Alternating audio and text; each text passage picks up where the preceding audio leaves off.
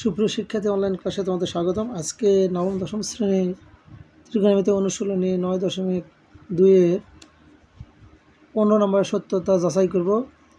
আমাদের দেখাতে হবে sin 3a equal cos 3a যদি a ইকুয়াল 15 ডিগ্রি হয়। তো লেফট সাইড আমরা লিখি, লেফট সাইড sin 3a। তো sin 3 এর মান দেওয়া আছে 15, অর্থাৎ sin 45 ডিগ্রি।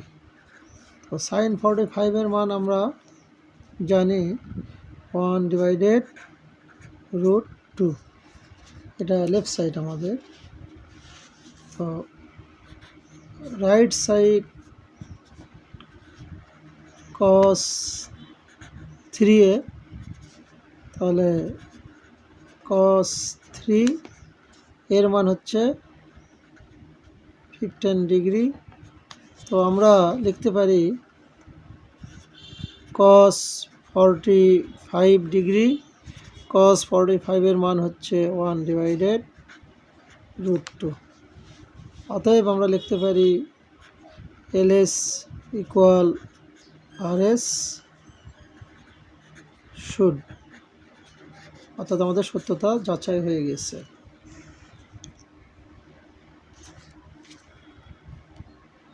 ষোলো নম্বর আমাদের সত্যতা যাচাই করতে হবে sin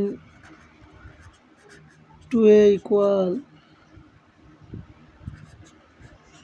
2 tan a divided 1 plus tan square a যদি a ইকুয়াল 45 ডিগ্রি হয়।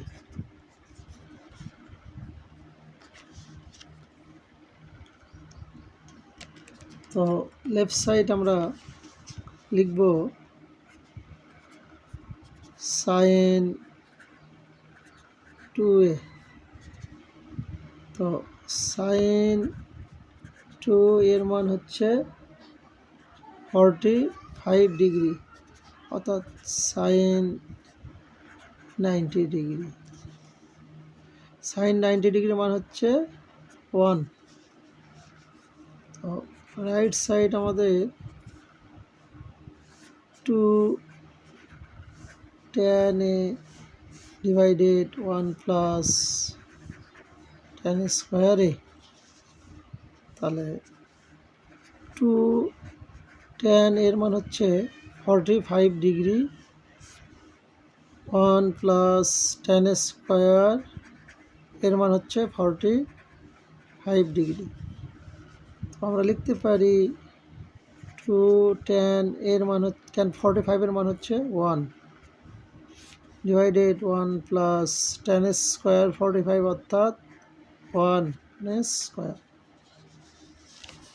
আমরা লিখতে পারি ইকুয়াল 2 দিয়ে 1 গুণ করলে 2 ডিভাইডেড 1 প্লাস 1 অর্থাৎ 2, অর্থাৎ 2/2 অর্থাৎ 1, অর্থাৎ আমাদের left side equal right side should. সত্যতা দেখাতে হবে tan 2a ইকুয়াল 2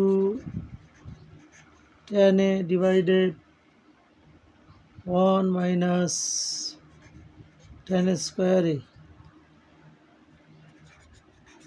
যদি a ইকুয়াল 30 ডিগ্রি হয়। তো লেফট সাইড আমরা লিখতে পারি tan 2a। তো tan 2 এর মান হচ্ছে 30 ডিগ্রি, তাহলে 2 ইন্টু 30 ডিগ্রি, তাহলে tan 60 মান হচ্ছে √3। এখন আমাদের right side 2tan a divided 1 minus tan a স্কোয়ারে, তাহলে 2 ইন্টু tan a হচ্ছে tan 30 ডিগ্রি, আর 1 minus tan a square 30 degree.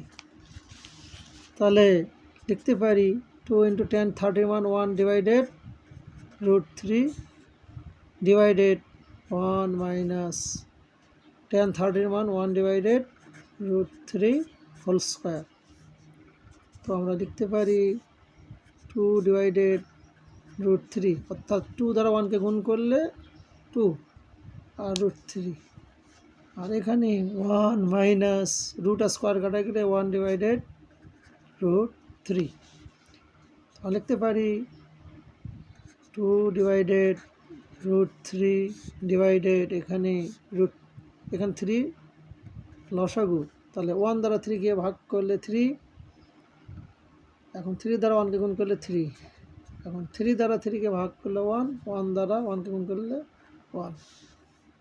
এখন আমরা লিখতে পারি 2 ডিভাইডেড √3, আর এখানে 3 থেকে 1 মাইনাস করলে হবে 2 ডিভাইডেড 3। যেহেতু ভাগ আকারে আছে তাহলে গুণ দিয়ে উল্টাই দেব, 2 ডিভাইডেড √3 ইন্টু 3/2, 2 বর্জন। এখন 3কে ভাঙালে আমরা পাই 2টা √3 ইন্টু √3 ডিভাইডেড √3 যদি আমরা বর্জন করি আমরা পেয়ে যাই √3।